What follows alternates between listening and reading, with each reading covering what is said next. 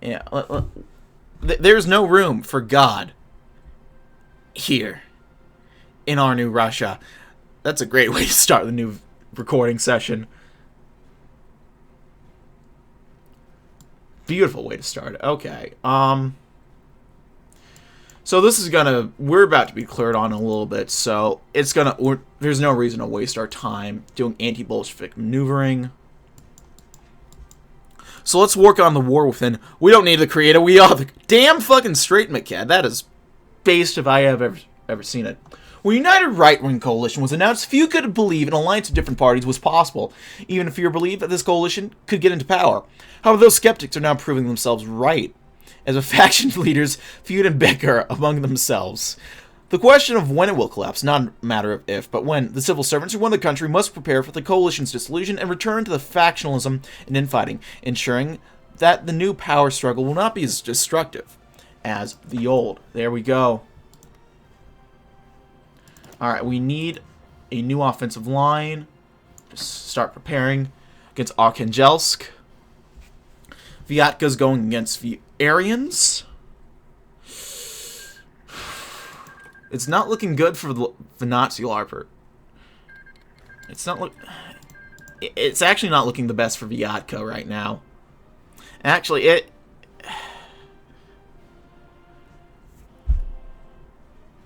mean, I don't know who to root for. I guess kind of by proxy. I gotta side more with, like, just morally, I have to root more for Vyatka. But goddamn. Okay, let's go ahead and crack the coalition. The coalition as it stands is a complete farce. Every day, the representatives in the National Assembly fight each other with words and with fists over the most trivial matters of policy. Notifications to the leaders of rival parties and issuing declarations revoking our participation in the coalition will be easy to send. The likelihood of other parties accepting is very high. The official dissolution of the coalition may mean a return to the old days of constant deadlock, political infighting, and inter-party street battles, but at very least it will reflect the current reality on the assembly floor. Yeah? Let's increase our auto-socialist influence. Ladies and gentlemen, the godless communists have declared war on us, and us, the godless soon-to-be communist, sorta, have to fight for our lives. Let's go. Oh, Drechsler wins. Okay. Great news has arrived for our country. It's no secret the war against the West Russian Revolutionary Front, the vanguard of socialism in the region, has been a difficult struggle, and one that has forced us to use everything we have at our disposal. After all, the front is the remnants of the old movement from the days of the West Russian War. It's finally decided to reclaim its place as a formidable power in the country. Thankfully for us, who have dared to challenge it, we have found an ally in this hostile environment, and it's the Anti-Communist Volunteer Guard. Today, in one of the many recruitment centers we have had to set up in mobilization, over 100 men appeared seemingly out of nowhere, requesting that they participate in the struggle against the socialists of the front. When asked about their background, they made the situation clear. They are proud Russians from Onega, the warlord state famous for resisting the front against all odds with Finnish support. It seems that General Kirpichnikov's regime has been successful in cultivating patriotic sentiment. Of course, our government and the High Command have welcomed the arrival of the Anti-Communist Guard, and a special unit of Onegans has been quickly organized and sent to the front.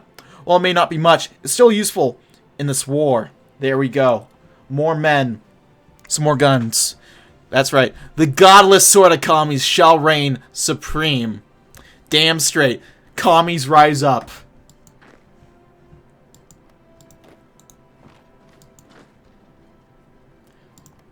Man. Yeah, we'll use our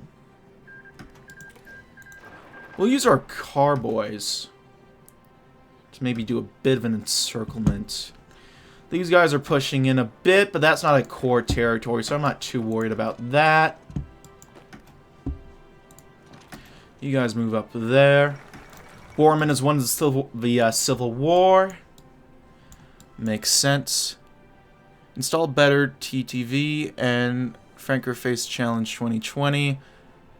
Yeah, alright, I'll do it. Remind me after the stream and tell me how to do it, and I'll do it.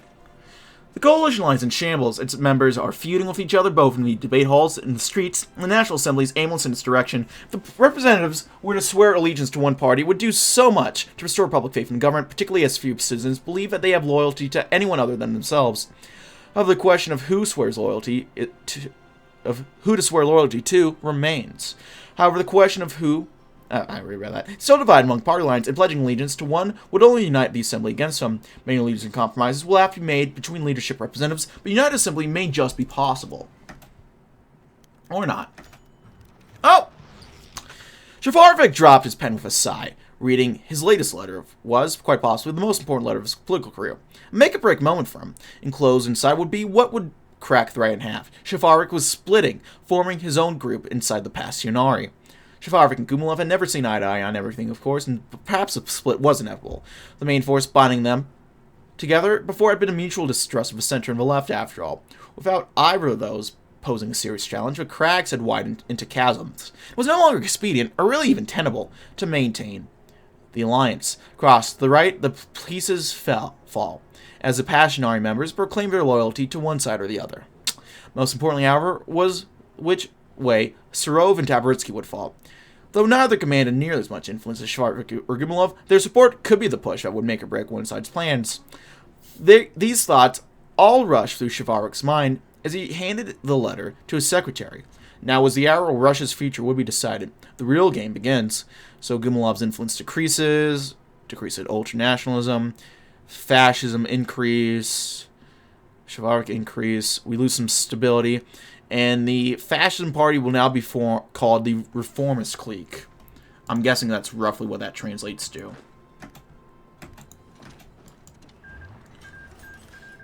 Okay, so I think we're about to encircle two of these guys here, basically. Black market arms increase. We'll get some more AKs going.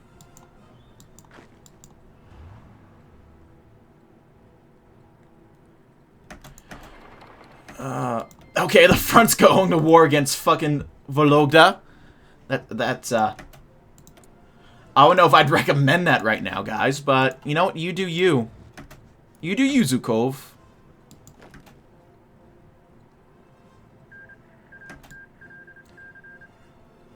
Their last thoughts were of home and the people they loved.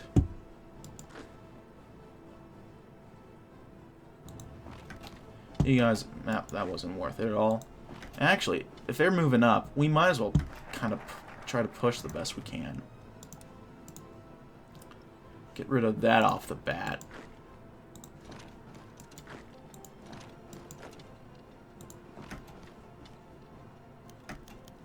Okay. An interesting question has risen through the ranks of the Passionari once again. Who do you swear our allegiance to? It's never been much of a problem before, when the Komi right was just that, a political allegiance, confined only to the Komi Republic, but now that our realm is beginning to dominate Western Russia, it's becoming much more of a hot topic amongst the various factions that make up a power group.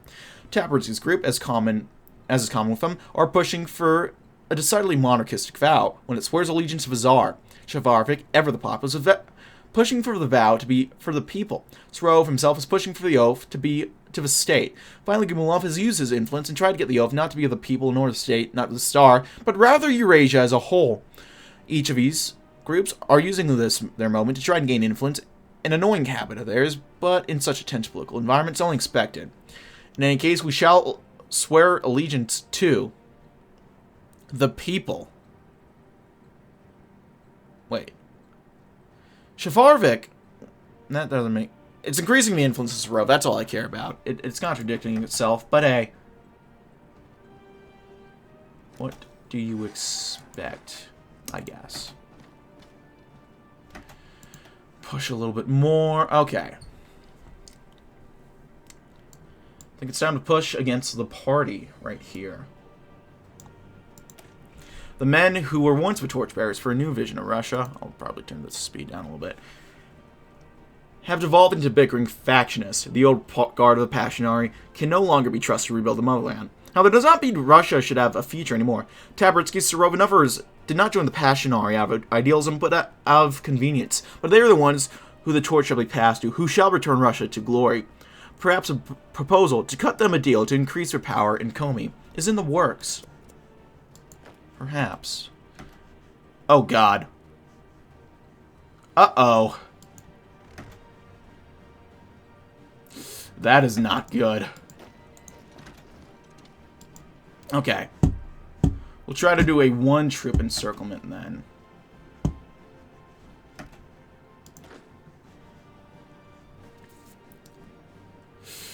Ooh. That was a... That's probably why speed 5ing a war is never really a good idea.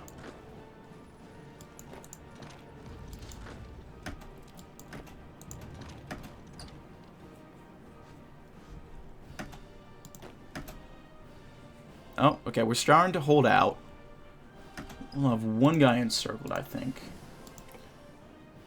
We'll do military construction, and also we'll do civilian construction as well.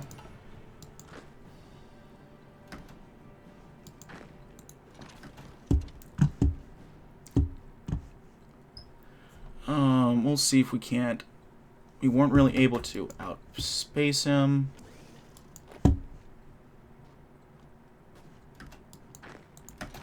Okay, move in there, help that guy out.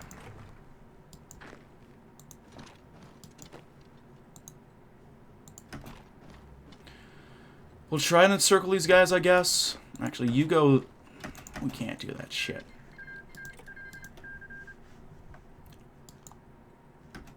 Why the fuck are you... Okay. Okay.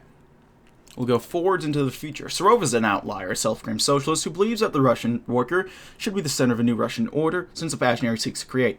Thus far, he's been almost completely rejected by more orthodox Passionary members who make his vision so invigorating, by agitating the common people and showing them how the rise of Russia is in the best of the interests for workers across the nation. He may be the one who can reinvigorate Russia with their strength and lead her back to glory.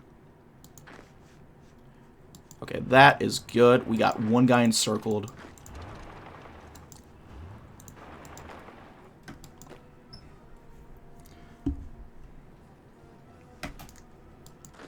Come on, dude. Hurry up. Move in there.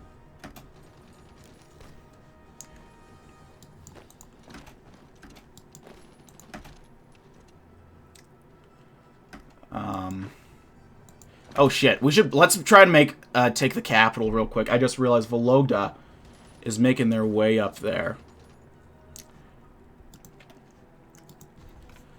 It's the old classic VP rush strategy, I guess. Oh, god damn it. Come on. Fuck. Howdy, partner.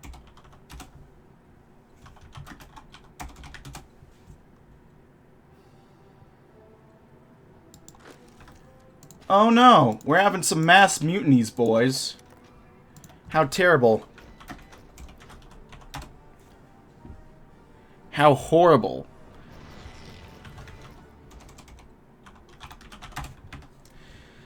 Oh, you hate to see such a mass mutiny go on. There we go.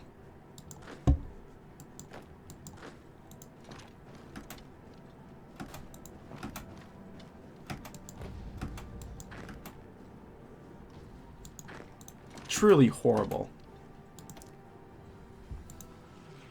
Let's see if we can't send these guys over. Try to contest the air at least.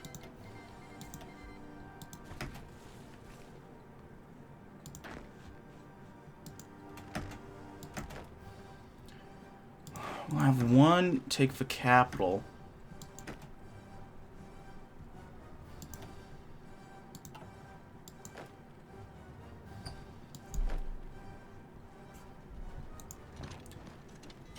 And if they end up capitulate, they're not going to capitulate quite yet. Black market arms trade. Oh, okay. I think I care about that.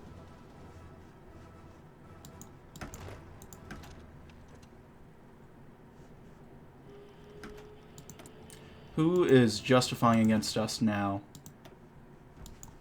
Who? Vyatka. Okay. What is this, fucking operation out of a frying pan?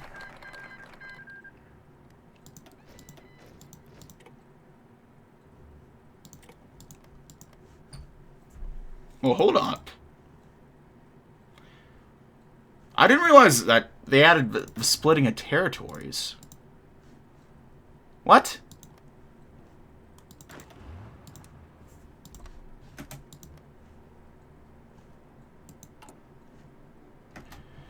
Okay.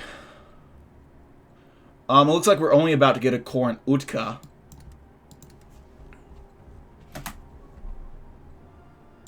God, we have no fucking manpower. My God. Okay, so we bypassed.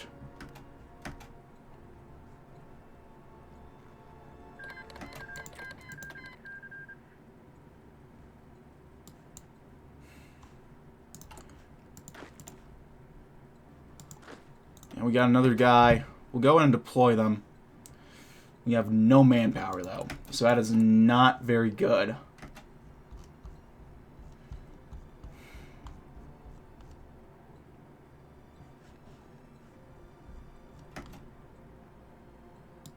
We'll train our troops. We'll get 1,000 manpower in like 60 days. It's not going to be quite enough, but it'll be something.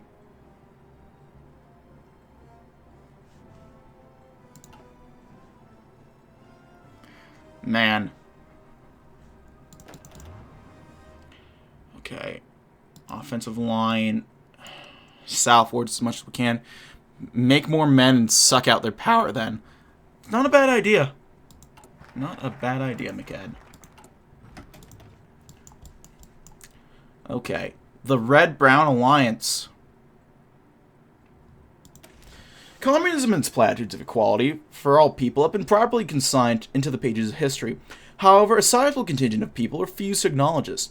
However, rather than showing them how obsolete their beliefs are in person, with the rise of Serov, it may be more useful to find them places in the Pashtunari order. Certainly not all men are created equal, but all Russian workers are. And by convincing them to abandon their delusional beliefs that foreigners should be treated the same as Russians... this is where it gets weird to stream and say out loud. We will be rewarded with a large base of experienced politicians in our quest to rebuild Russia.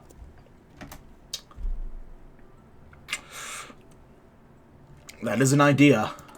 I will say that. That is an idea.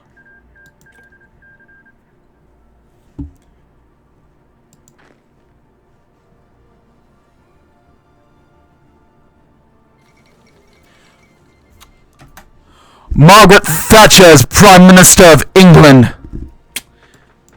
Man, they had a new event for us and everything. Wow. The first female Prime Minister.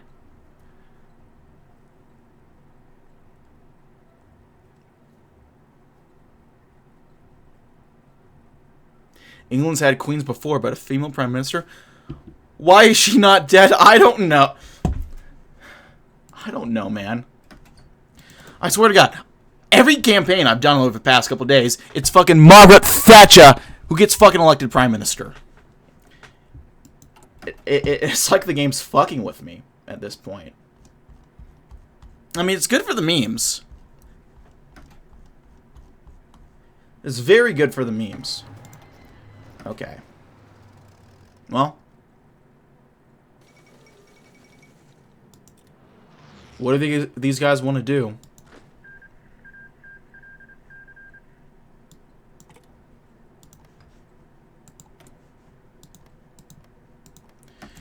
Okay, what can these guys do next? That's the questions. They'd go after Vyatka. These guys don't have a tree.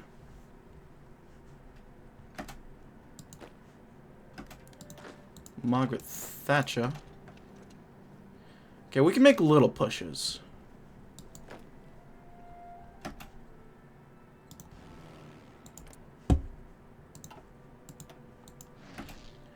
Okay, send these guys to Western Russia. Try to do your best. Try to get some sort of air advantage for our boys. Keep them safe.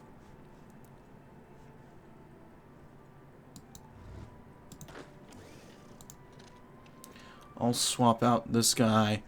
Move the mobile guy down. Oh, we have 47 men free to deploy. Never mind. They're gone.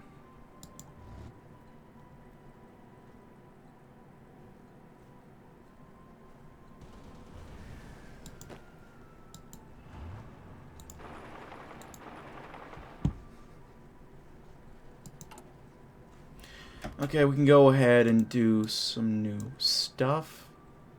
I'm thinking research facilities. That'll be good. Oh no. Actually. Yeah, let's draw them. Let's let them come. Hehe. Come.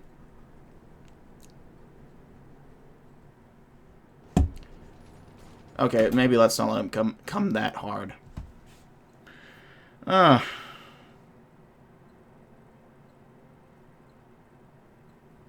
Man. I did say the word, ha ha ha. Fuck, honestly. Like, the patch is coming out tomorrow, so I don't want to waste time by going back and redoing the stuff and doing it better. I've done the other two campaigns pretty much legit, I think. I have to think back. I know the communist one I did fine. I think the Democratic one I did fine too. It's that fucking Democratic Alliance that we had. The bug. What is it? They're gonna tag. Yeah. I never really like doing this, but I think we got to.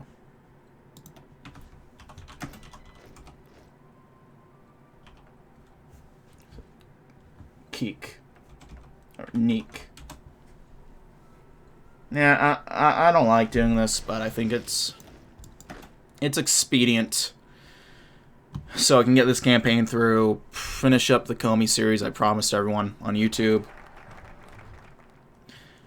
And yeah, Red-Brown Alliance.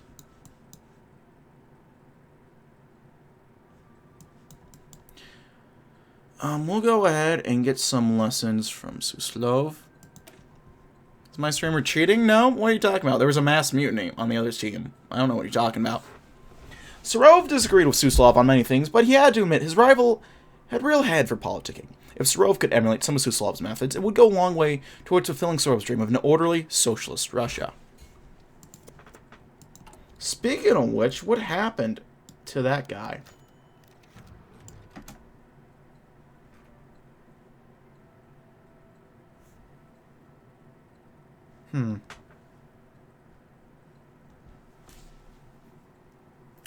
Ivan Serov is no man of Suslov. That much is clear to everyone who ever met of either of the two, or bothered to sit down with them. However, the fact remains that he was once a member of the left in the past. Perhaps is that comforts him or guides him to the choices that he takes. Dinner parties, small private meetings, all with similar guests and all with similar faces. I will protect the proletariat. I will restore socialism. I will keep the traditions of the past alive. Despite the similar gatherings and similar guests, however, responses are different. To some of his pleas, he gains nods of acquiescence, while others reply with questions or cold defiance. And yet he continues. Why? Perhaps he's genuine. Perhaps he never left the party at all. And perhaps Suslov's got him wrong. Perhaps he's looking for men he can reap support from, and then depose of when he no longer needs them. Or perhaps he's simply opportunistic, willing to bend. Whatever way will get him power. No one knows but Serov. What is known, however, is that this is a risky gamble. But the dice land in Serov's favor.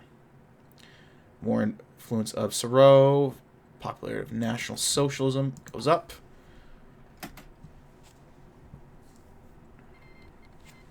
Siberian Black Army declares war on the Central Siberian Republic.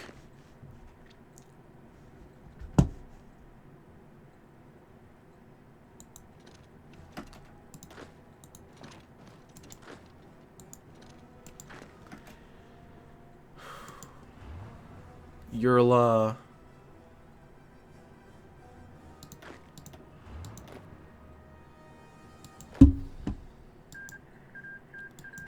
Bringing back Black League.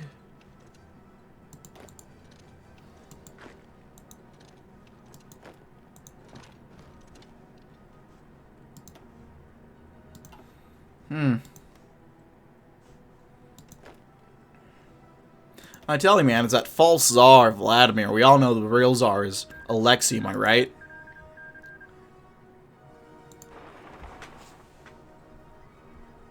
You know what they say, some will win, some will lose. Some were born to sing the blues. That was beautiful, McCad. What is that, Leviticus? Is that Corinthians?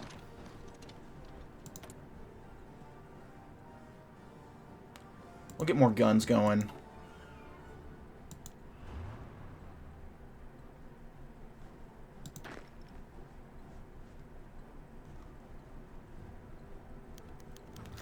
Black market arms increased.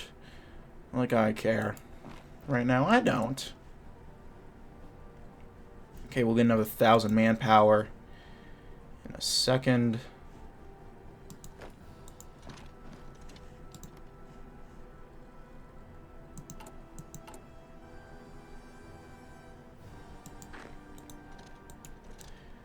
We'll take Livsa over here. Journey, 408. I love that section of the text.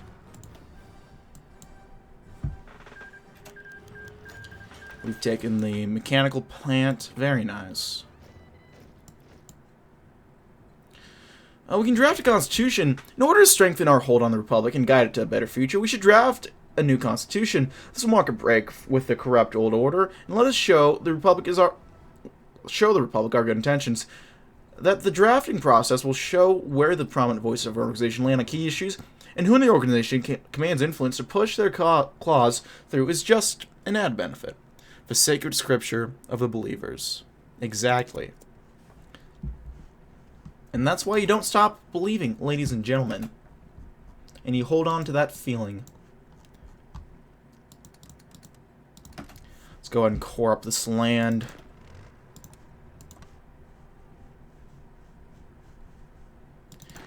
And next, we're probably going to go after Vologda. Actually, I don't think they can core much of that.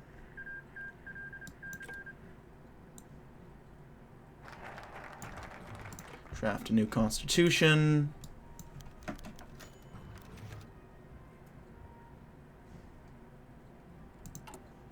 Okay, who has the most influence? Let me check. Within the power of midnight, Gumilev did not sleep. Instead, while the people slept and the gears turned, he waited. For the others, while there were many more public meetings to come, the first discussion on the new constitution was here, private, secure, and away from prying eyes. Shavarvik was the first to arrive, a blight grin on his face as he passed through the room like a peacock, strolling with an elegant yet leisurely gull. Gumilev nearly rolled his eyes at the display, for there were no crowds at this hour for him to woo with his honeyed words and silver tongue. Greetings were exchanged, and then patience. Next came Serov, entering slowly and intently as his eyes swept across the room, like a wolf eyeing the landscape or its next meal. Ambition was not something all of his guests had, but the former leftists had history they did not. Finally, the final guest slithered in silently, his eyes slit and his smile unnervingly fixed. A reaction Sergei Tabaritsky commonly got from those he spoke with was befuddlement at best, terror at worst. All of his guests would have a say in a paper resting between the four men to garner legitimacy for the new state. All of his guests' eyed his position of power eagerly. All would have to be dealt with, but who to marginalize first?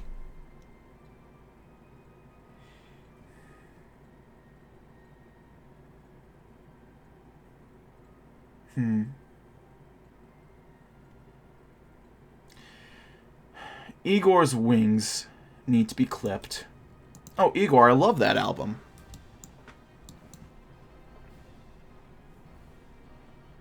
Let's go ahead and try to consolidate the bloc, we must choose to delay our strike on the front and instead target the neutral state of Vologda that lies to our west. By striking at Vologda, we will be able to lock down everything south of the front's current territories, starving the communists and preventing them from bringing any more of Russia under their hateful influence. Additionally, we will be capable of using the resources of the city for our own purposes for future reclamation of the west. Oh, we can just go ahead and bypass that. Very nice. We'll do an ultimatum.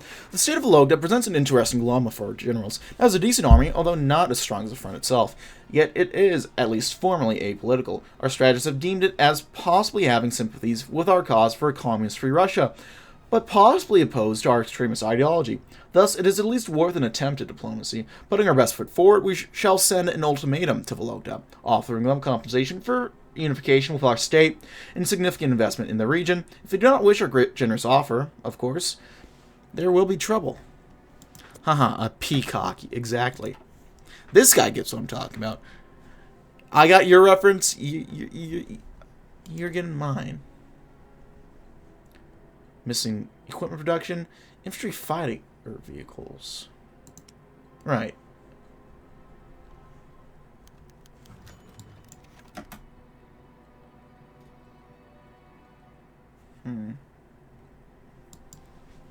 A crucial fact of any state is the structure of the economy. In our Constitution, need to lay out how we will approach ours. The breadth of thought in our alliance means that there are many competing ideas for how to address this. There is a general agreement that the government needs to be in control of several important sectors found in the economy. Beyond that, there's little common ground to be found. A large faction contend that we must allow market forces to operate in non-strategic spheres of the economy. They say private enterprise will complement their state-run counterparts to provide for greater welfare for all. The best way to achieve both would be to provision for private property rights in our Constitution, while also specifying that it can be overruled and under what conditions. There are many, however, who believe that we can only realize our plans under a total command economy. Everything in a republic belongs to the whole nation. It's only right that the nation be empowered to mobilize every farmer, worker, and clerk to achieve its aim. Private businesses will always, by their very nature, undermine the same. The Constitution should, according to this faction, define all property as belonging to the state. Tabarsky's faction advocates a further approach. They say that it is these modern economic theories and structures that got Russia to this sorry state. We must cast away these foreign theories and look back to the heyday of Russia. The traditional way of life is what will restore Russia to greatness, and that starts with the economy. The Constitution must empower the state to take any measures necessary to return Russians to where they belong. I think we need a command economy, boys. Fuck private property, am I right? Where are my pseudo-communists at in chat?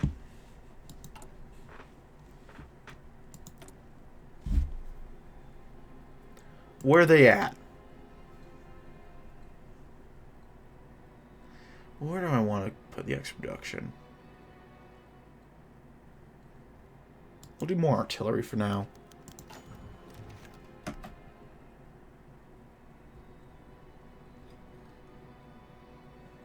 Yeah, fuck private property. It's our property, bitch. With more power secured, new options for the future of our state have come to the table as the Constitution begins drafting.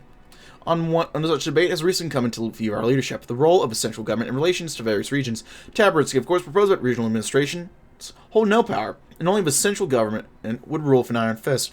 Shafarvik instead proposes a lighter alternative, federalism, leaving some power in the hands of regional administrators, while the central government still rules strongly. Lastly, Gumalov fights strongly for self-determination among the regions, instead forming a sort of confederacy. Tension increased, but ultimately one side wins the day. Let's go.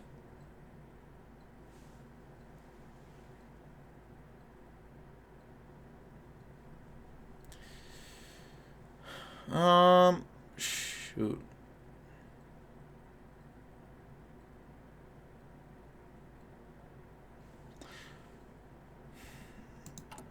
Shafarvik.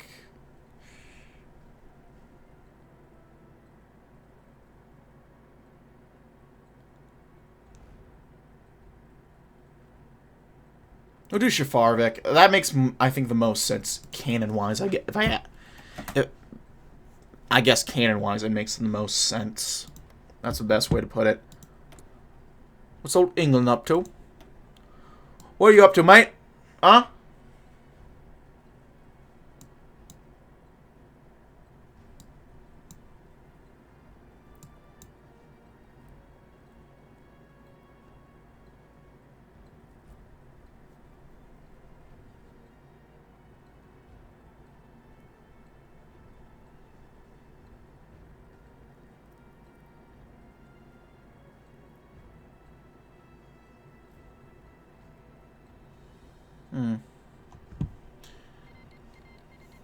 Siberian Black League versus the District. Oh, damn. Omsk is actually looking pretty thick right now. England versus Cornwall. Ultimatum to the neutrals. We'll wait and see what happens.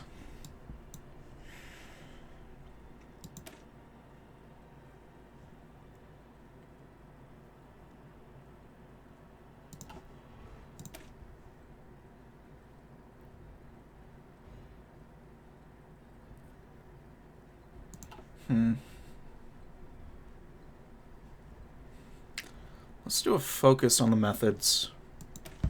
The breadth of thought in our movement extends to political strategy. While there is a general agreement, we need to be diligent in managing public support and opposition, what measures we should use, and where our focus should be is providing a difficult discussion. Some believe that information campaigns about our great work should be enough to keep the public on our side. Others propose we tie ourselves much more strongly to the Orthodox Church. There is also support for campaigns to suppress dissent and opposition more forcefully, with disagreement centering more on the proposed extent and violence of them. It's time to make a decision.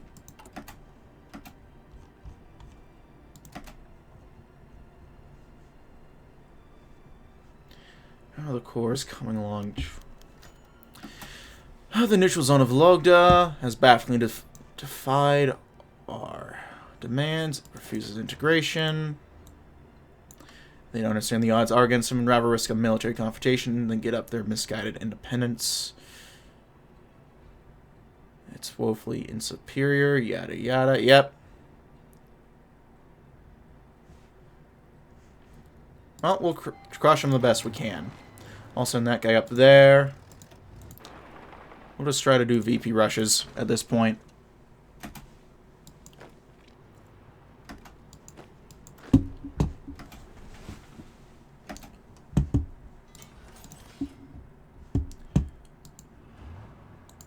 Try to take a Stroma, Gallic.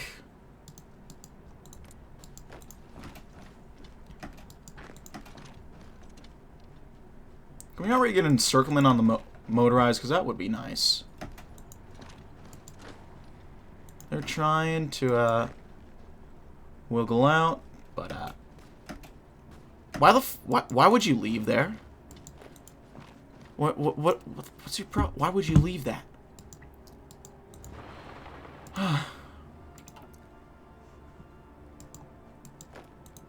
Yeah, just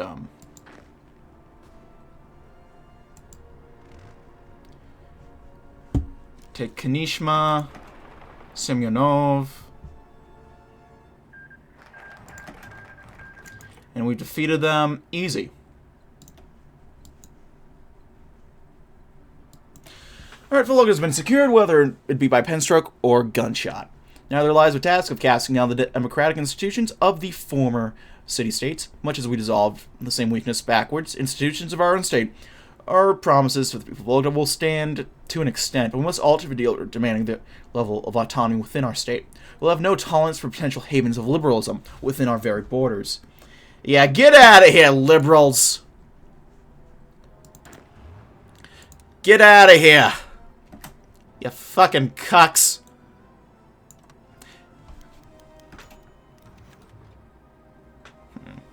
Shafarvik poured himself into a drink. Gumilov erased another line he didn't like. Taberitsky accidentally tore another clump of hair from his scalp.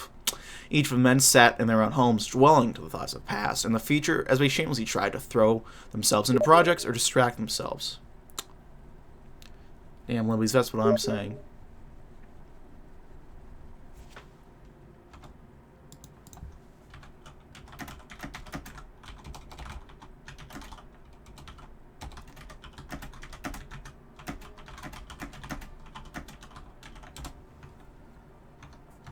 We'll see if he has the balls to show up.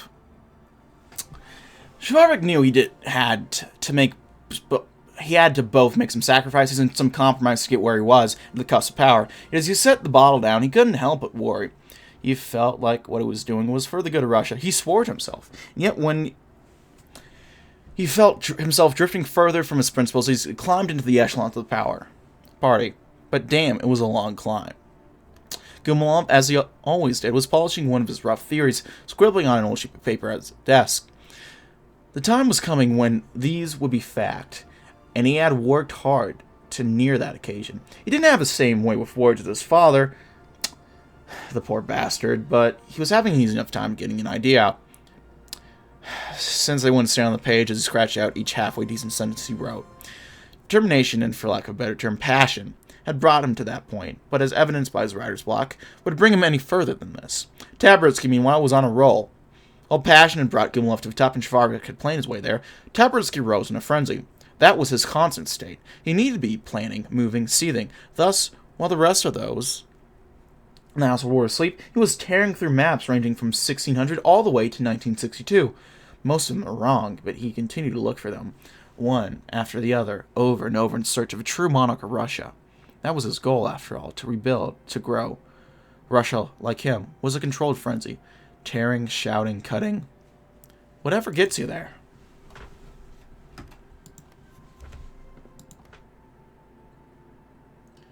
So we have a pretty weak-looking Samara. Oh, they got land and freedom. This is all about to be bypassed. Scouting Vologda. So this will be bypassed. So eventually, what, false Aryans, that'll be bypassed. So they'll go after us, eventually.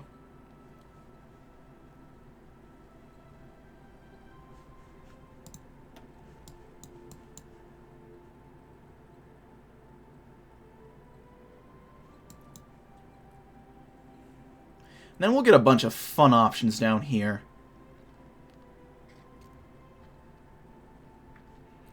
We'll get a general that gives us Mountaineer. Oh, the Mausery! Oh, shit! Thank you for the sub! Damn. You know, when you do that, you can say whatever the fuck you want. Just, you know, give me that money. With Prime, too! Thank you! Thank you for giving Daddy Bezos more money. And me money in the process. Good shit.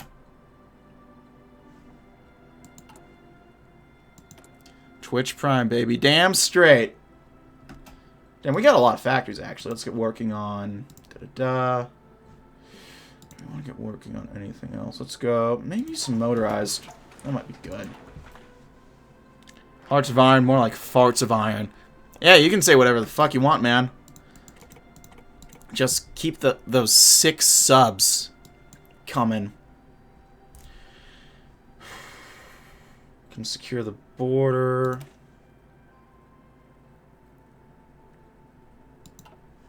Recovery rate would be good, actually. Could push to the Urals. Would bypass that. Aryans no more. Second purification.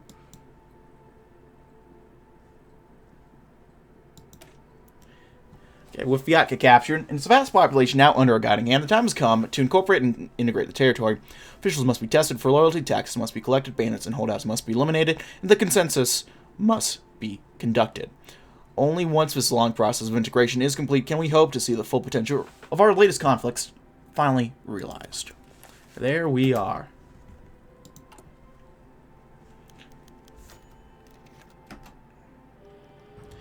And honestly, I don't they can take it. Oh! Who's justifying? Samara? Yep, Samara.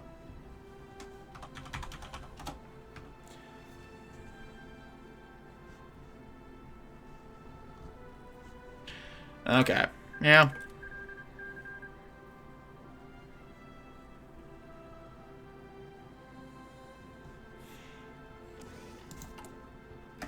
Okay, where we want to integrate. I'll integrate Vologda. Just cross my fingers and hope that we can mobilize more manpower in time.